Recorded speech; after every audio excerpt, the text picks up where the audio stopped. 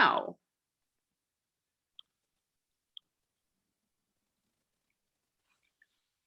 I haven't got the pictures. No, no. Yes, there we go. That's fine. Okay. I will lift up mine eyes unto the hills, from whence cometh my help. My help cometh from the Lord, which made heaven and earth. He will not suffer thy foot to be moved. He that keepeth thee will not slumber. Behold, he that keepeth Israel shall neither slumber nor sleep. The Lord is thy keeper. The Lord is the shade upon thy right hand.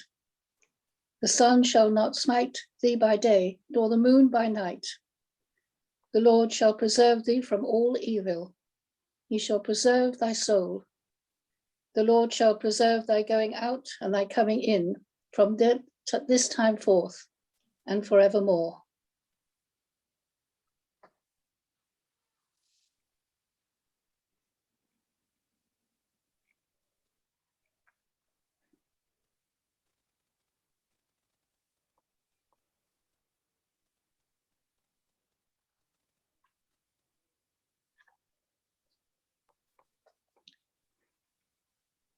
Are you going to leave that on? Would you like me to? Or I shall can. They'd rather look at that than look at me, so that's nice. Okay, right.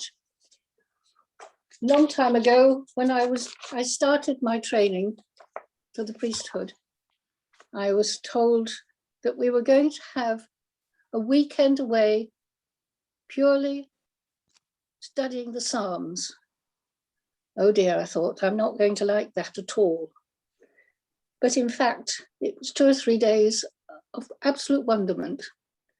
I had no idea how wonderful Psalms are, how they can reach down to your very soul.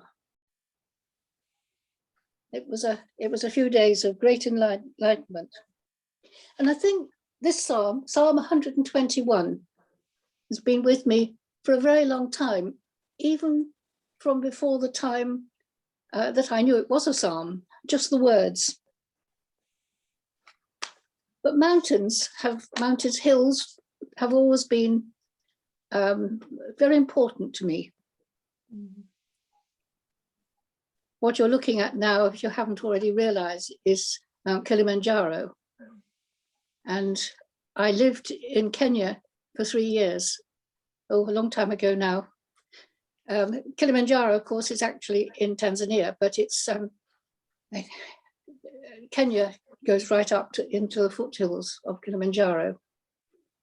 And we used to go there quite a lot. Every opportunity we had to get out of Nairobi and go on safari. I didn't climb it because I had 3 young children, one of whom was still just a baby, not quite the age to be trying to climb Kilimanjaro. But mountains and hills have always been very important to me. I've walked in the Rockies in Colorado. When I stayed with an American friend who I met when I was working in the jungle in Costa Rica. And we walked until the air got so thin that, really inexperienced, as certainly I was, there was no way that we could go any further. And I've walked in the hills in Romania, and I've been to the Blue Mountains just outside Sydney in Australia. So it's very important. And I think it does go back to a very long time when, before I was 6 years old, I was brought up by my grandparents, and my great granny came to live with us when she was widowed. And she was a good Christian woman. She taught me the Lord's Prayer, which she liked me to pray with her whenever possible. She also liked me to sing Once in Royal David City. I don't know why. It's not one I like very much, but there we are. But also, the first few lines of this psalm, I don't think I knew it was a psalm. It was just something that she prayed over me I like to think now it was because my father was killed 2 months before I was born, and I was brought up by my grandparents, and I think it was her way of giving me another father. That's all I can think in my childish way that I had to think about that. Well, we move on quite a bit and go on to the training that I did for, that never knew quite how I got there. I never knew quite how I got to be a reader for a start. And then to start training for the priesthood. Just before I was going to be given the first group of parishes as a deaconess, then my husband died unexpectedly and very suddenly. My appointment was delayed for 6 months to see how we would do. I continued, but there again, remember the Psalms. He will not suffer thy foot to be moved. He that keepeth thee will not slumber. That seemed to give me a great deal of confidence to carry on. It was a bit difficult because it seemed to me to be 1 minute I was in a family of 5, my husband, me, and 3 children. And then my husband had died. My son was at university. My older daughter had started her training and lived away from home. And my younger daughter was in California for a year before going to university. Suddenly I was all on my own. It was quite difficult. And that psalm, again, was very important to me. It's something that I've always loved. But I come from Berkshire originally, to the rolling hills, not the mountains of Kilimanjaro, but the rolling hills of the Berkshire Downs. And even then, they used to be taken to, into Hampshire, but all that area, to walk up Beacon Hill. Don't know if anybody here knows Beacon Hill, but at the top there's a tomb. There's a tomb of Lord Carnarvon, who financed the archaeological dig, and where they found the tomb of Tutankhamun. And I always think there's going to be something at the top of the hill, of the top of the mountain, something special. And I think there is, because when you walk up a hill, whether it's a small hill or a big mountain, you walk up and gradually you leave behind your cares, the trivialities, and it becomes a completely different existence. It's not surprising that mountains do seem to feature quite a lot in the Bible. I made a few notes because I can't remember anything these days. But if you remember, Sinai, Mount Sinai, Mount Horeb, and we have all these. I sometimes think the people in the Bible would go up the mountains as I do, as we do, and you go into a kind of mysterious way. It's so different.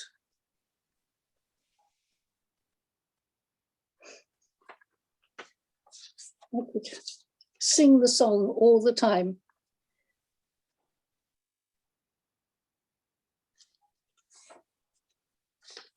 So we move on. Always I felt that the Lord is my keeper, that the Lord is the shade upon my right hand, that the sun will not smite you by day, nor the moon by night. Well, if I go back a bit to the time when I was first ordained, when I was first put in charge of the parishes, when those dim, distant days when women weren't allowed to do these things, I did receive, I think, a lot of kindness and a lot of help, but also I did receive threats, insults, sometimes from people you wouldn't expect. And that was quite difficult sometimes on my own. Even in the night, I would get phone calls, which were really, really rather nasty. Until my son came back from university one day and he said, "Don't worry, I'll answer the phone when it rings in the night, if it rings." And I said, "Well, just be careful, because it might just be might be a genuine call." I'm not quite sure what he said. I didn't listen, it was too rude. But I never got any more on those. But I kept going because this psalm said I would be okay. I would be looked after. Well, after all this, then I came to Lincolnshire. Well, I don't think we've got Kilimanjaro in Lincolnshire or the Rockies. It's not completely flat, as some people say. Certainly the little hills in Nairobi seem to get steeper by the year, I've noticed. But we do have the most wonderful skies. I noticed particularly when I was living out on the marshes, because it's just clear, absolutely clear. And you just have these wonderful skies.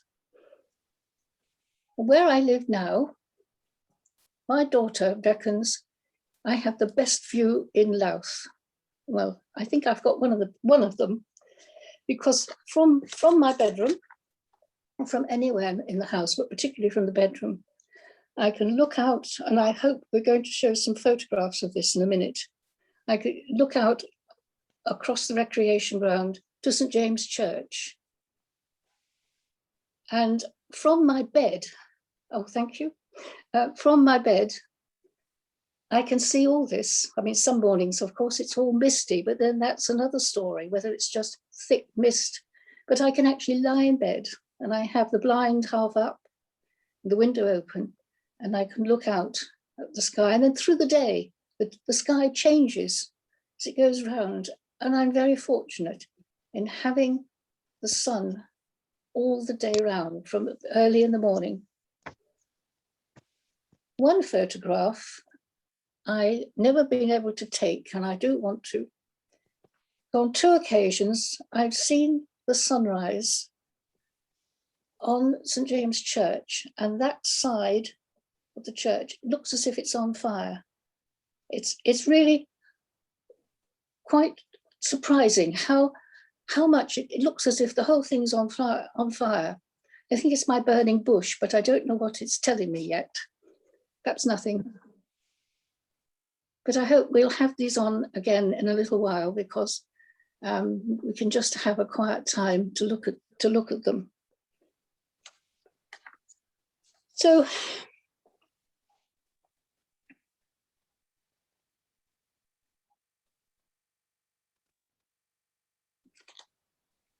I think one of the things about the skies is that they're the same, but they change. And somehow that seems to be part of my understanding, my spirituality, that seems something remains the same, but it does change. And I hope that one day, when my end comes, that I will be able to lie in my bed and look out of that window. And as I die, my soul will go out through the window into those beautiful skies. So I want to just, I think whether you go up into the mountains or whether you're looking at the sky, it's always a very spiritual experience. My prayer comes in the morning. I'm a morning person. I go downhill as the day goes on, and I don't mean to make too many puns on that, but I seem to slip away. But in the morning, that's when I have to make my decisions. And I get up and I look out of the windows, downstairs and upstairs. And that's where I pray, perhaps not so much in words, but just in the wonder of the whole thing. I thought it might be a very good idea if we now just looked at those pictures again, if that's possible, just had a time of prayer, or not speaking prayer, just your own quietness before we go into talking again.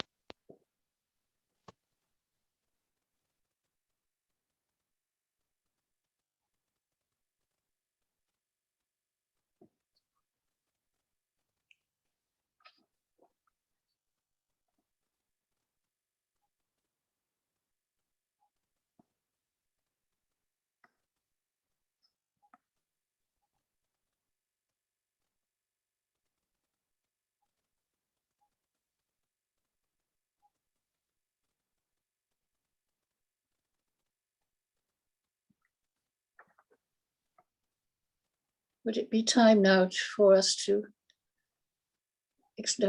share any of the experiences we've had?